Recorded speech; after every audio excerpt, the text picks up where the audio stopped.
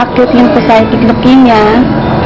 Nalaman to noong July 2007. Nilagnat lang siya ng 5 days, dire-diretso. Pina-CBC ng doktor ko. Tapos, nung malaman, abnormal lahat ang resulta ng CBC. Tapos, binonmaro siya para malaman namin kung ano talaga yung resulta ng ano. Lumabas sa bone marrow niya is acute lymphocytic leukemia. So, kailangan siya i-chemo for 3 years.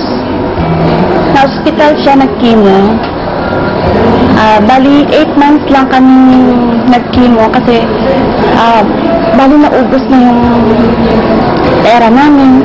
Wala na kaming tagkuhaan ng pang-chemo niya. Kasi paliban sa chemo niya, lagi rin siya na hospital dahil humihina ang resistensya ng katawan niya. Tapos, 8 months kami nag-chemo nung pagdating ng April, pinuntahan ako ng kasamahan ko. Inintroduce niya yung Alive.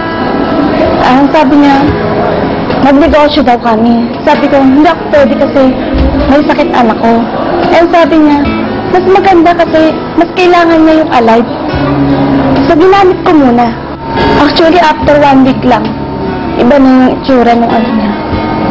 Nag-take siya ng 2 to 3 capsule a day. Tapos minintane ko na lang habang tumatagal, mga 2 months yun.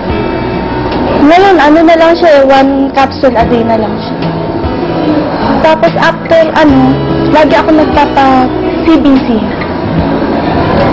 After 4 months, normal na lahat ng ano niya, CBC result.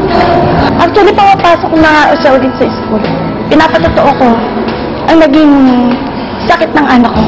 Nang dahil sa Alive, okay na po siya. Normal na po lahat ang result ng CBC niya.